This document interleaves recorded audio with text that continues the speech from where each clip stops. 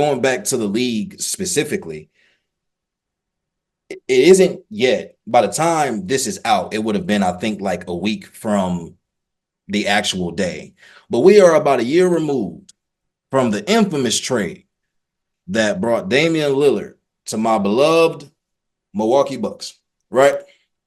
And of course, there was a lot of hype when the trade happened, and there was a lot of expectations going into that season.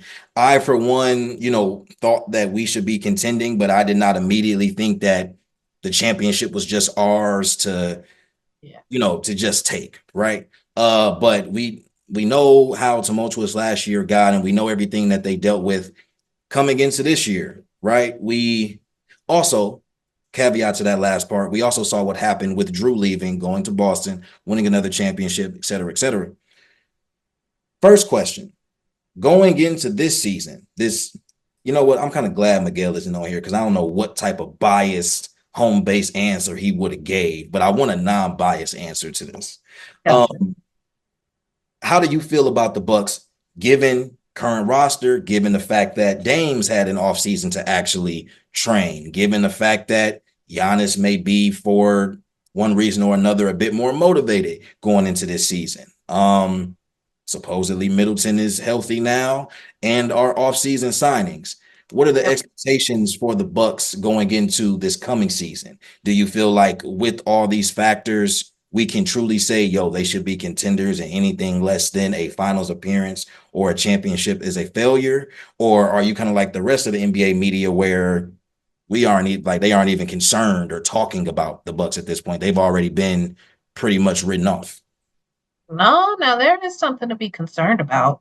For sure. I think anytime you have Dame and Giannis on the same team, you need to have an eye on them. But as far as the East right now, I do feel like Boston is still the team to beat. I do like the signing of Lonnie Walker. While I know he's not a key piece, man, him coming off the bench is going to be something. I think the Porzingis injury is a little unfortunate, but still the team to beat nevertheless. When it comes to Milwaukee, they do deserve respect. As you mentioned, a whole off season to kind of gel, familiarize yourself with your teammates, build chemistry. I hate that term, but it's true. You do need to have some time around your teammates. But last year was very unfortunate. Obviously, riddled with injury. That trade kind of you shouldn't expect superstars to know how to play with one another right away. At least I didn't. So last year wasn't like a complete shock to me, especially after Dame went down in that round against the Pacers. Like I pretty much figured it was over after that. But like you said, with them coming into this new season healthy, you've had an entire offseason to train. There are different expectations. I wouldn't say it's finals or die for the Bucks, but I will say anything less than a conference finals is a disappointment. I'd completely agree with that. I don't know if I think we kind of touched on it a little bit, but the offseason signings, given what Milwaukee had available to do, were amazing. I mean, be able to sign those three players to vet minimums. And I think that's the thing. I think everybody's looking at, we didn't get a splash signing. I don't think we needed one, but we did need players to kind of fill some voids we had. So no, we didn't go get some certified or bona fide defensive stopper, right? But I do think we upgraded in all the areas of like players that, we lost or let go or whatever the case may be. I think we have a lot of young talent that if Doc gives them a little bit more of a leash and gives them a chance to play and really get acclimated with playing with, our core guys, I think we have some guys that are ready to step up and have a role like going into this season. I think that'll be useful with our core being so old or aging, at the rate that they are. I mean, Giannis is only 30.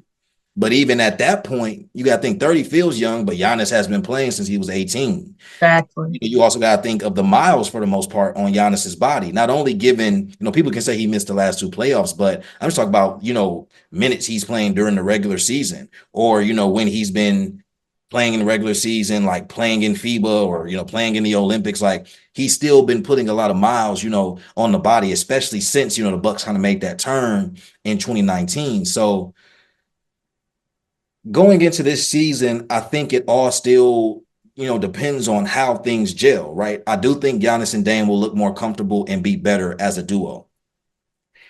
I think that Doc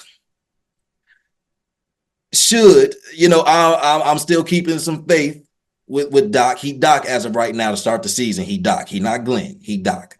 Um, but yeah, there's optimism for me, right? And I'm not thinking that we gonna blow through the regular season. I'm not thinking we necessarily gonna be this outstanding regular season team. But I do think that as long as there's continuity and as long as we are healthy, when it comes times for the playoff, I do think that there's another level that we can reach if all things are working in our favor going into the playoffs. I feel like that's been one of the main differences the last 2 years, to be completely honest. But that's kind of where I feel, on the Bucks. But I think it's interesting because you have a lot of people obviously saying, well, was the trade worth it because of, what Jrue was able to go and do with the Celtics. And I'm still I was not a fan of trading Jrue. I've been saying that from the beginning, but I Yep. also don't think you can ever be in the wrong for trading for Damian Lillard. And I know a lot of Right. people are saying like, "Oh, Dame's getting older." I mean, it's the same way that like if you had an opportunity to get LeBron James, depending on your roster, you don't necessarily pass up on that.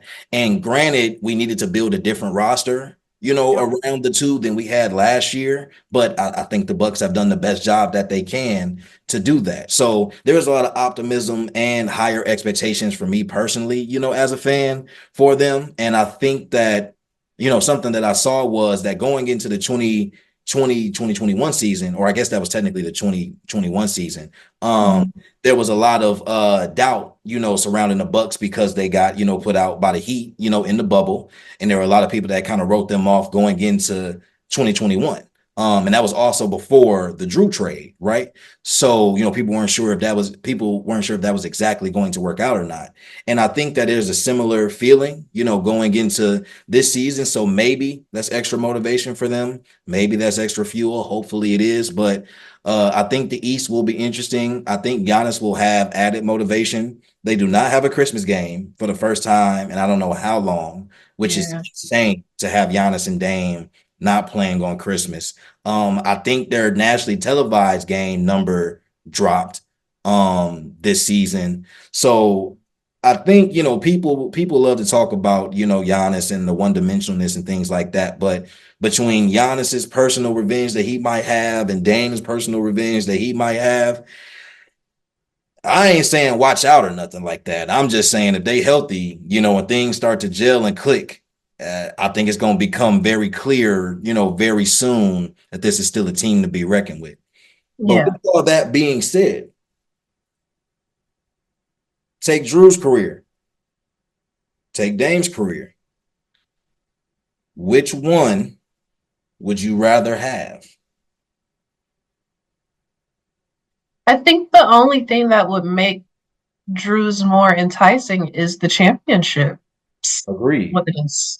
How much do you care outside of about the championships? outside of the championships, I mean, you've got game winner after game winner, and then playoff series winners after playoff series winners when it comes to Dame.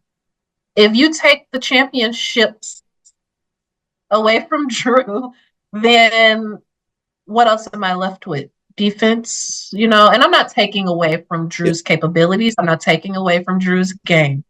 But when it comes to impacting your team, or when it comes to really being that key piece to like lifting your team, I'm taking Dame's career.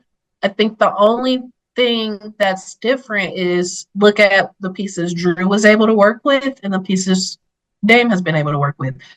It comes down to this: would you rather CJ McCollum as your teammate, or would you rather Giannis as your teammate when you win your first chip? You know what I mean? When you win your second chip, do you rather Jason Tatum and Jaylen Brown for teammates, or a situation in Portland where you're trying to force your way out and you don't know if you're going to Miami or Milwaukee?